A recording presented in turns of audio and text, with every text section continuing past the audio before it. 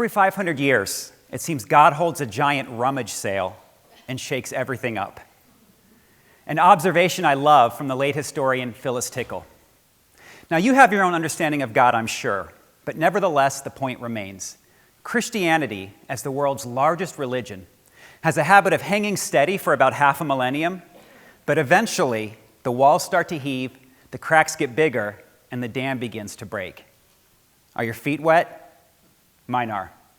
So come with me to the last rummage sale. Wittenberg, Germany, where a monk named Martin Luther is nailing a list of 95 complaints to a very famous church door. Humming in the background of that one event was a powerful convergence of other forces. Let's remember 3 of them. Force number 1 was a significant change in access to information. The 15th century gave us what has been called the greatest extension of human consciousness ever created. Gutenberg's printing press put power and information in the hands of people, creating a platform for ideas to spread in unprecedented ways.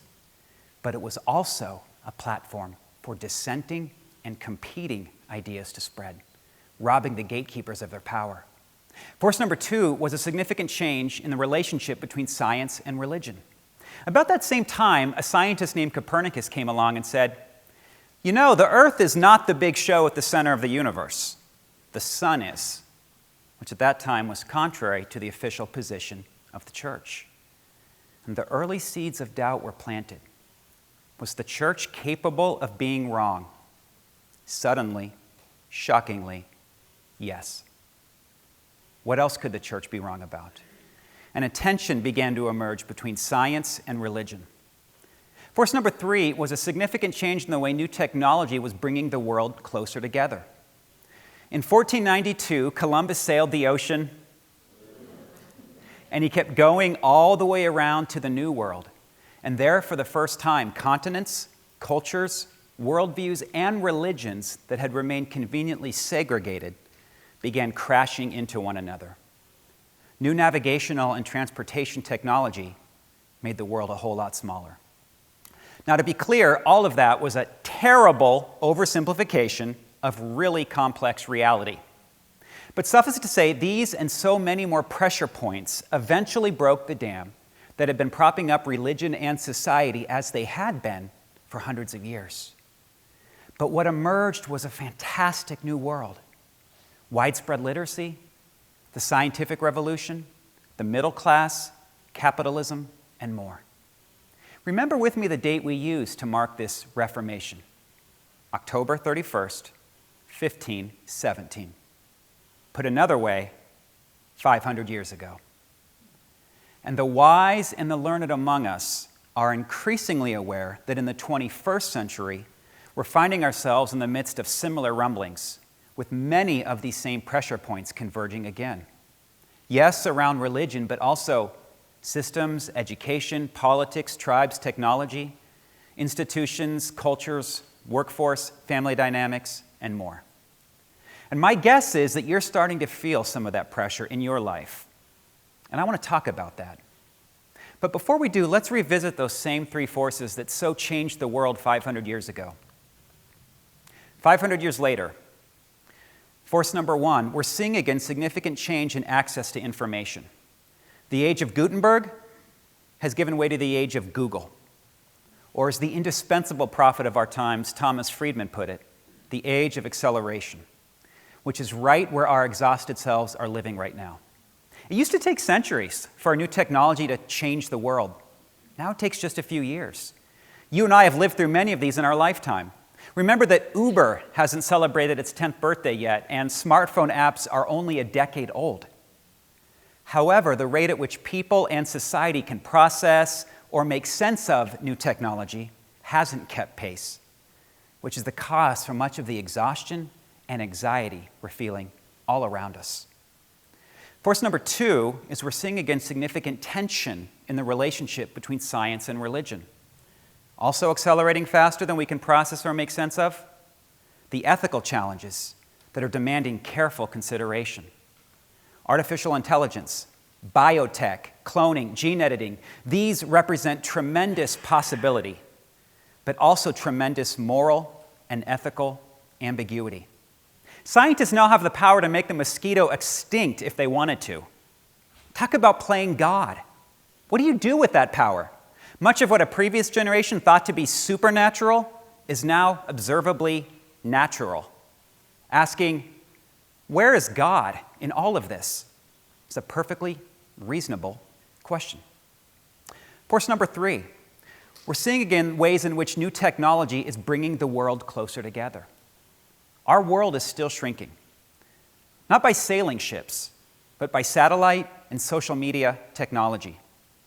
As Friedman put it, never before as a species have we stood at such a decisive moral fork in the road, where one of us could kill all of us, but all of us could fix everything if we really decided to do so. The great explorers of old ensured that oceans would no longer separate us. Today, our technology pioneers have thrown us all in the same virtual room, necessitating that ideas and worldviews from around the globe learn to peacefully coexist side by side. Now, you might ask the question, what impact is all of this having on something as old and steady as religion? For some time now, the data has drawn an undeniable conclusion. The church in America is in the midst of an identity crisis. All manner of declining giving, attendance, and cultural influence has been impossible to ignore for years. Pastors and pollsters have labeled the folks walking away as the non-churched, unchurched, de-churched, and ex-churched. In a generation, there may be no church, at least not as we recognize it. Now let me say, this is personal. I grew up in the church and was loved by the church. So much so that as a young man, I responded to a calling to give my life to the church, occupationally. A theological undergrad degree, seminary, a doctorate degree that studied ministry. I pastored churches in 4 states. But eventually, I could see the dam propping up how things used to be, beginning to leak. In fact, I began to become uncomfortably aware that I had been expertly trained to pastor churches in a world that increasingly, little by little, no longer exists. So I started teaching other pastors at the university and the seminary, perhaps looking for a platform to work out some of my own anxiety, try to figure out where this whole thing was going. But I realized that like a goldfish in a fishbowl, trying to make sense of water, I was too immersed in this religious world to make proper sense of it. So finally, about 4 years ago, I quit. Not my faith, but the occupation I'd spent my life preparing for. Now, here's what I've learned and why I think this is interesting. Even the world's largest religion finds itself crashing into the unavoidable necessity of change, needing to grow and evolve to fit new culture, time, and place.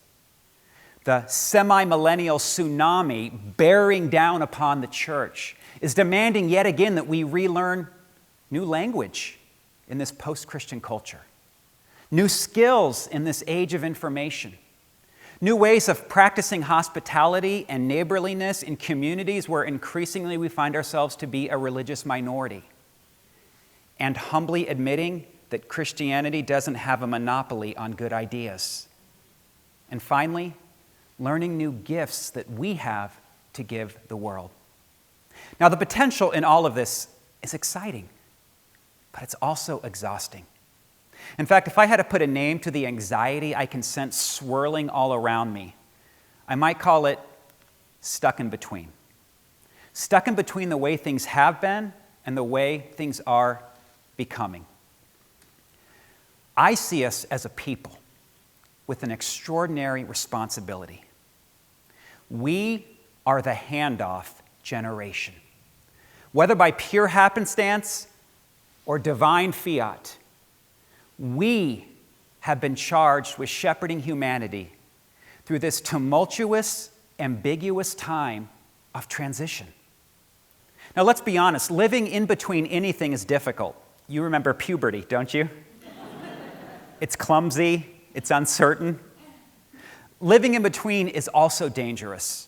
Friedman notes the most dangerous time to be on the streets of New York City was in between the arrival of the automobile and the horse and the buggy not yet phased out. Very soon in our day, we will find ourselves living in between the arrival of the computer-driven car and the human-driven car. And against all odds, a few horse and buggies still thrown in there. But let me be honest. There will be entire industries, jobs, ways of understanding faith and tradition that don't survive this in-between. And that hurts. But the space in between can also be extraordinary. Doctors call it adolescence. Biologists call it an ecotone. Psychologists call it liminal space. Liminal from the Latin word meaning threshold. Picture a doorway, and you step beyond where you came from, but haven't yet arrived where you're going. This is the world you and I woke up in this morning.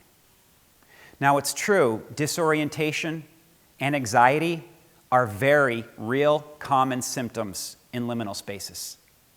But so is disruption, innovation, creativity, new skills, new perspectives, or we might say, inspiring change. Which is exactly the hope I want to give everyone finding their way forward in this unique and challenging time, or wherever you may be feeling the pinch of being caught in between. New seasons, new chapters, new faith, graduation, divorce, marriage, remarriage, relocation, job change, birth, death, all of it. Allow me to share with you quickly 5 ways forward for living in liminal space.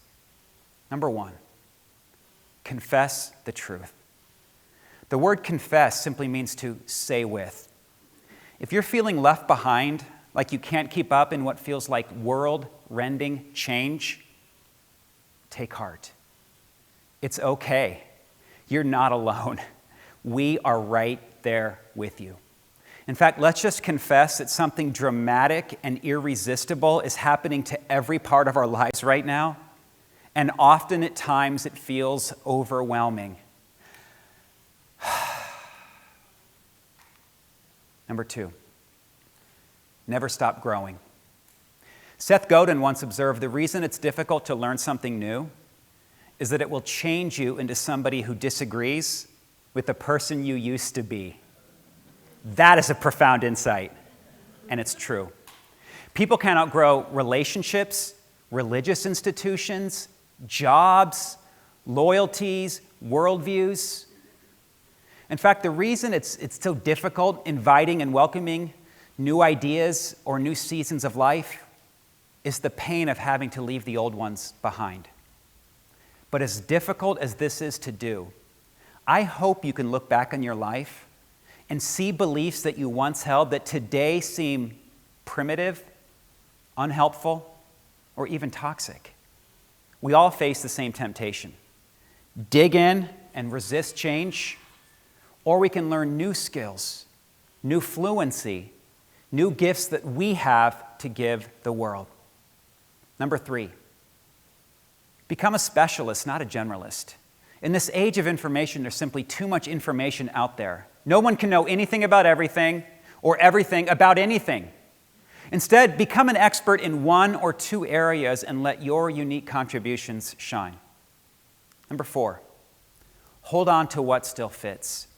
When we declare we're packing our bags and we're going somewhere new, it's implied that we're taking the very best of our history, tradition, and stories with us. And that's a good thing. 5th and last, and I think most important, grieve what you've lost. Grief needs an outlet. Name it, mourn it. If you don't give it somewhere to go, grief stays stuck inside of you. I know people that have held backyard funeral services for the job, relationship, or season of life they needed to leave behind because whatever it was had become unhelpful baggage, but it was important to them to honor the good before they let go. In fact, some people have even buried something in the backyard to symbolically mark the passing of a moment. You see, in my tradition, we understand that which has not died cannot be resurrected. And isn't resurrection, new hope, new possibilities, the very thing we're all looking for? As the author Rob Bell put it, if we're too busy holding on to how things used to be, we're not free to embrace the new thing that might be right in front of us. This is true of every ancient religion, and this is true of the life that you're living today. That same author put it so poetically when he said, "Our tears water the ground beneath our feet so that new things can grow." One way or another, either the breaking of a 500-year-old dam propping up how things used to be, or the tears the tension of life in this young, anxious millennium can produce, all of our feet are wet. Every 500 years, it seems God holds a giant rummage sale and shakes everything up. Here we go again. I have faith in the inspiring change that is growing up inside of us and all around us. Thank you.